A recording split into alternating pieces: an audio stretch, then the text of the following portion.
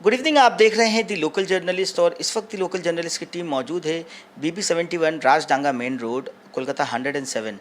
ये एरिया हुआ आपका कस्बा near Delhi public school. Live आने का मकसद ये है कि इस जगह पर जो है आज ये गुज़िश्ता 2 दिन कबल जो है एसी की पाइप चोरी होनी शुरू हो गई है। लोगों का कहना है, स्थानीय लोग जो है यहाँ रहते हैं, जिनकी ऑफिसेस है, वो कह रहे हैं कि जब वो घर पर गए तो आकर देखते हैं 3-4 एसी के जो बाहर में पाइप होती है, कॉपर पाइप, वो तमाम पाइप को जो है चोरी कर लिया गया है। क्या है पूरा मामला, आइए स्थानीय लोगों से बात करते हैं और जानने की कोशिश करते हैं। जी नमस्ते।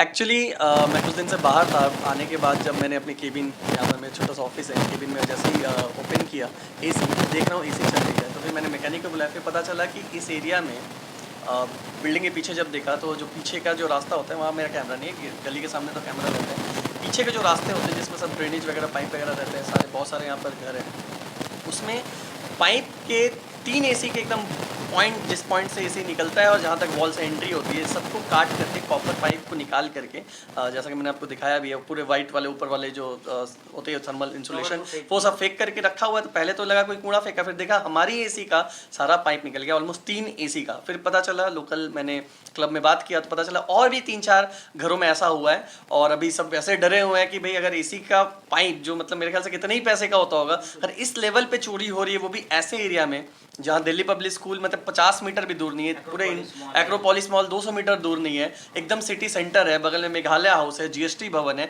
इन एरिया में जो सिटी के इतने पास में है, यहाँ पर अगर इस तरह से चोरी हो रही है, वो भी कॉपर की पाइप, जो मैं सोचता था कि मतलब इसमें क्या ही मिल गया होगा। उनके तो शायद 200-500 आए होंगे, लेकिन हमारे हज़ारों का नुकसान करके चला गया।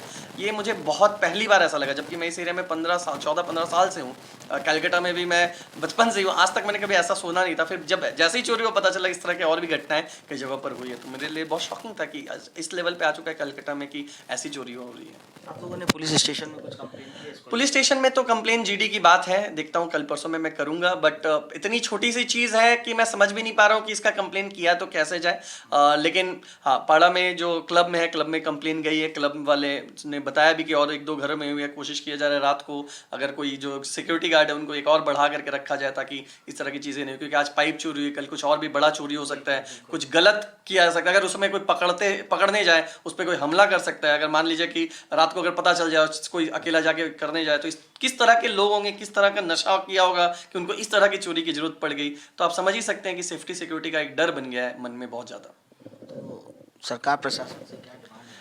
प्रशासन से ही डिमांड है कि इस तरह के चोरियां करने वाले लोग, देखिए सीसीटीवी इस एरिया में बहुत सारे, इंक्लूडिंग मेरे भी हैं। अगर सब सीसीटीवी को खंगाला जाए तो सच में पता चल जाएगा कि बात चोरी के अमाउंट की नहीं है, बात है कि इस तरह के जो चोर होंगे वो आज अगर ये चोरी कर रहे हैं, कल कुछ और भी चीज़ करेंगे, कल किसी के साथ गलत काम कर सकते हैं। कल यहाँ पे इतने सारे बच्चे पढ़ने आते हैं, पूरे मतलब कलकत्ता का बेस्ट स्कूल माना जाता है दिल्ली पब्लिक स्कूल। यहाँ से 50 मीटर में अगर इस तरह के चोर घूम रहे हैं तो उन बच्चों के साथ कल कोई कुछ गलत कर लेगा, तब ये चीज़ बड़ी होकर के आएगी। आज शायद बड़ी मीडिया को कोई इंटरेस्ट नहीं है। आपको बहुत बहुत धन्यवाद कि आपने इस छोटी चीज को भी कवर किया, क्योंकि आज ये चीज छोटी है, जब ये बड़ी बन जाएगी तब इसको सब आएंगे देखने के लिए। लेकिन जब छोटे पे नहीं पकड़ेंगे तो ये कुछ बड़ा मसला हो सकता है। पता चलेगा इस एरिया में कुछ बड़ा कांड उन लोगों ने कर दिया, कुछ बड़ी चोरी कर दी, कुछ गलत काम कर दिया, तब तो फिर कुछ पछताने को कुछ बचेगा नहीं। तो मेरे ख्याल से अभी अगर सरकार इस चीज को ध्यान दे कि है चोरी छोटी सी, लेकिन कौन कर रहा है, क्यों कर रहा है, किस लेवल पे जा रहा है, इसको कैसे रोका जाए, बहुत जरूरी है मेरे ख्याल से।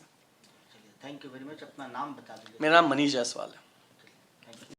तो जैसा कि मनीष जायसवाल जी का कहना था कि 3-4 दिन कबल जो है जब वो ऑफिस आए और देखा कि उनका एसी जो है, एसी जब ऑन कर रहे थे तो एसी ऑन नहीं हो रही थी, और जब जाकर पीछे में देखा तो पता चला, मैकेनिकल को लेकर के, टेक्नीशियन को लेकर, तो पता चला कि एसी की जो पाइप है, कॉपर पाइप, उसे जो है चोरों ने जो है चुरा लिया है।